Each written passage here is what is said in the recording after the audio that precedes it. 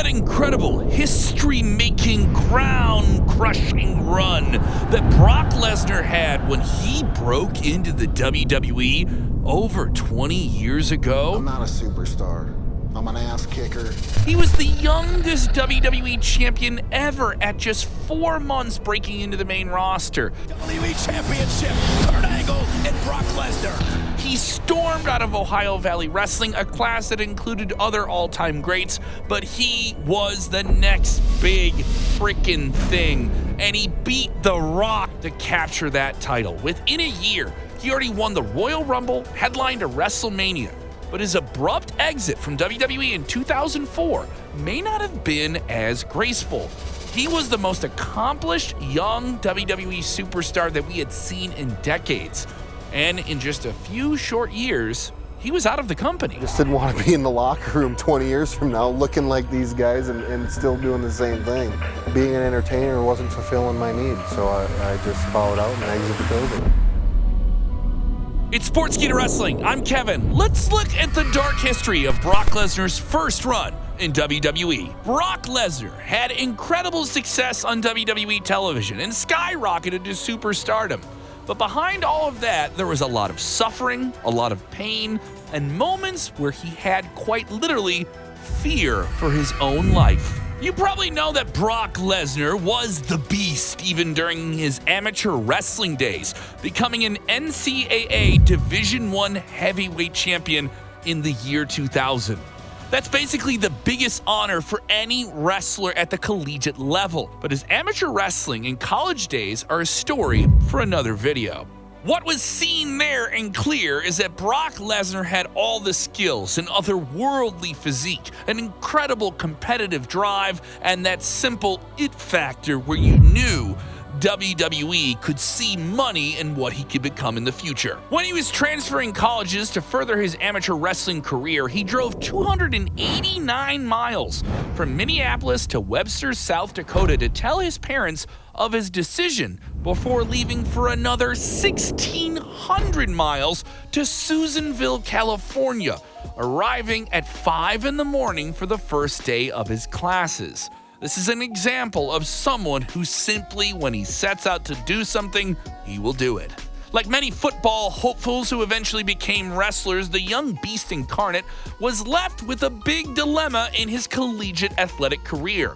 He wanted to pursue professional football, but knew that there was no guarantees he would make it. On the other hand, WWE had already scouted Lesnar and offered him a lucrative $250,000-a-year contract, something that was almost never heard of for a WWE recruit at the time. As a broke college kid who had the skills, the body, there was no way he could refuse. He was always going to be fast-tracked to the main roster through the Ohio Valley Wrestling developmental territory and be ready for that opportunity when it came. And it came on the post-WrestleMania 18 edition of Monday Night Raw. A 24-year-old Brock showed up, turned heads, and unleashed his power upon the WWE platform. He was an instant hit. He had one of the greatest debuts in WWE history.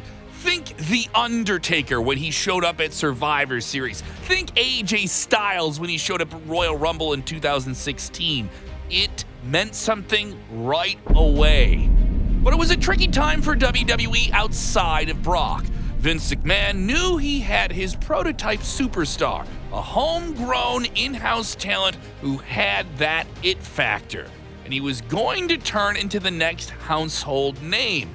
Even then, he was dealing with the fallout of The Rock and Stone Cold's careers going into the twilight stage, and seeing the inevitable end of those big names, he knew he needed something else on the horizon. Stone Cold Steve Austin walked out of WWE because he didn't want to lose to the surging Brock Lesnar in a match in the King of the Ring tournament without a build-up to it. And The Rock had his sights already set on Hollywood. Because Brock Lesnar was chosen as the main face of the WWE at the time when the roster was already stacked with established names, he was instantly exposed to the grueling schedule of WWE without being really prepared for it. This was a kid fresh out of college. No amount of maturity could have helped him deal with what he had to face next. In his own words, he was on the road almost 360 days a year, while simultaneously dealing with the physical grind that is pro wrestling. It's not easy when you have to perform almost every night, go in and out of the cities, on flights, in cars, finding new places to eat. It's a mental struggle on top of just the demanding physical one. Doing it on a daily basis and not being maybe set for that opportunity before you get it may have been the real problem for Brock, as he quickly fell into the destructive pattern of the two V's, vodka and Vicodin. Why don't you think you remember that period very well? Vodka and pain pills.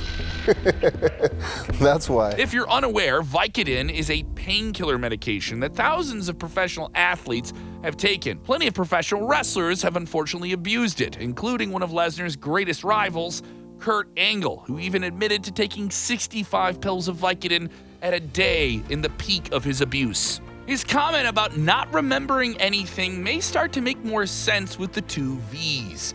There was even that infamous plane ride from hell that WWE had in 2002, where Brock Lesnar got into a competitive grappling match with Mr. Perfect Kurt Hennig while they were on a plane, completely out of his mind. He doesn't even remember what happened, but on the Dark Side of the Ring series, it was revealed that they almost broke open the plane's emergency exit door in the process.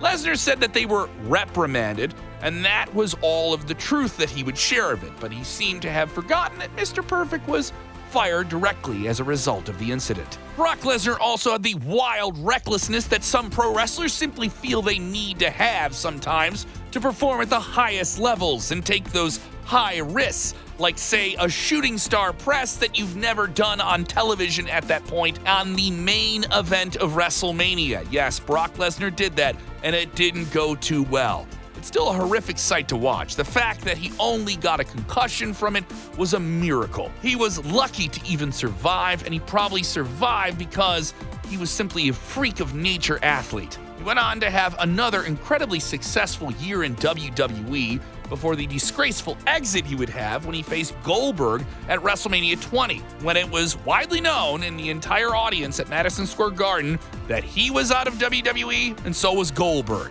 On paper, Brock Lesnar versus Goldberg in that time frame with Stone Cold Steve Austin as the guest referee should have been a big deal, but Lesnar most definitely thought F this when he flipped off the crowd at the grandest stage of them all. But for him, it isn't that surprising in the least that he called it quits. In an interview with SportsCenter many years later, he was asked about not being able to recall anything from those 2 years between 2002 and 2004. He described the insane, daunting schedule that took a toll on him. He described his consumption of alcohol and Vicodin as his best friends and his biggest enemies. Did I take too damn many pills? Yeah. Did I drink too much? Yes.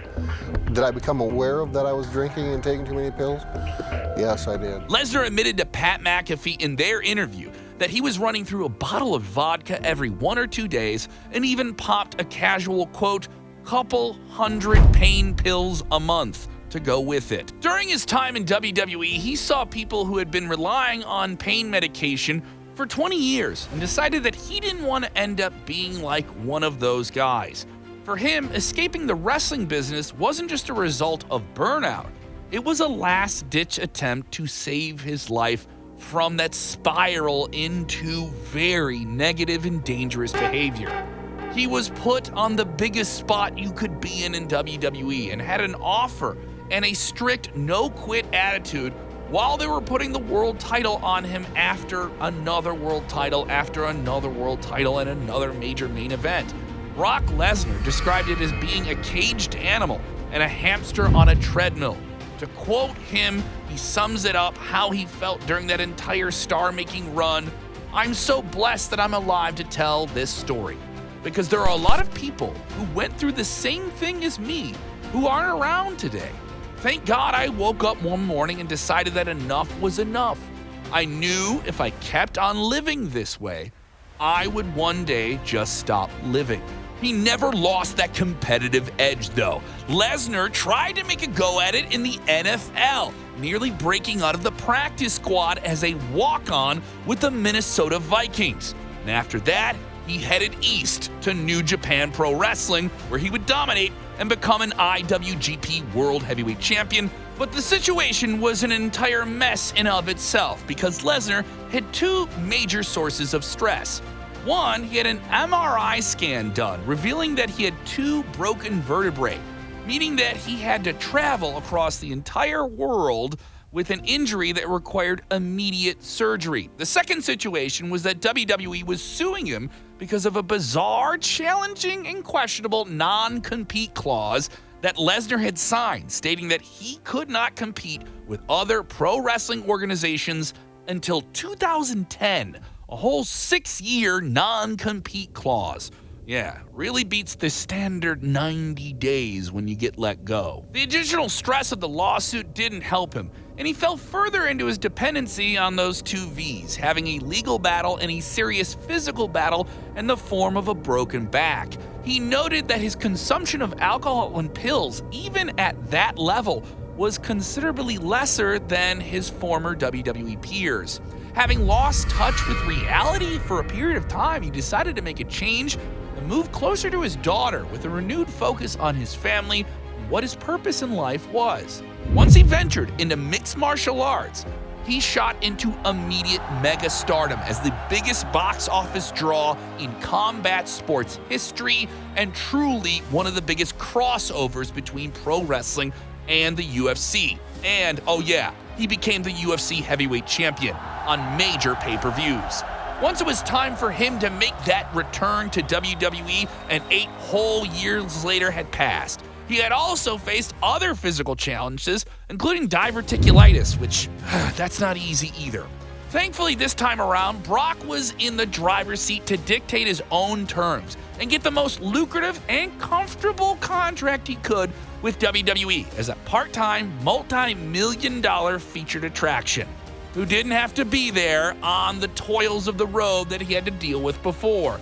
He could come in when he wanted and perform the way he wanted to. For many of the years since he took on that part-time status role, you have a lot of fans complaining about the lack of appearances and not really having real matches all the time. 4 or 5 matches a year didn't seem enough, especially for a guy who would go on to become a world champion 7 more times in WWE. That jaded perception seems to have changed over the years. What you see more now is fans having a reverent appreciation for the fact that Lesnar is such an incredibly unique human being, a fantastic businessman, and now a true certified future Hall of Famer. It's just a matter of when, not if.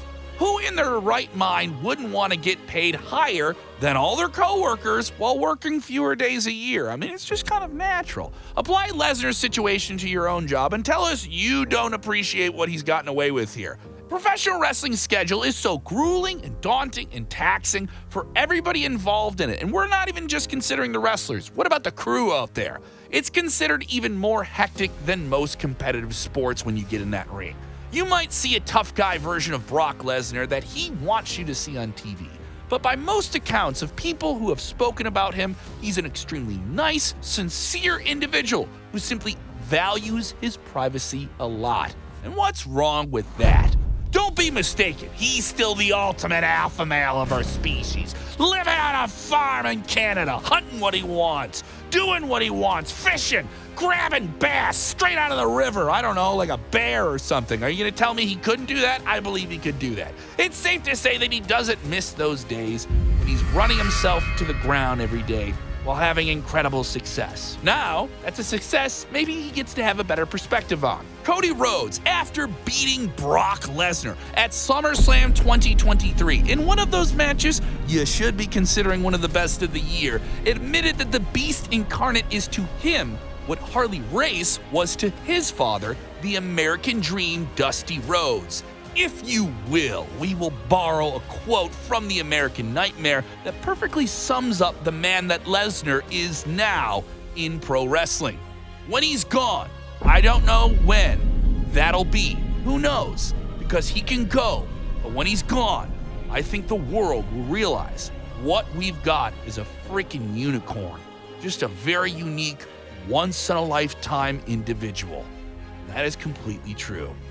Thank you for watching Sportskeeda Wrestling. Let us know your favorite matches and moments from Brock Lesnar, what you like about him. Maybe you saw him live. What do you remember on that show when you saw Brock do his thing?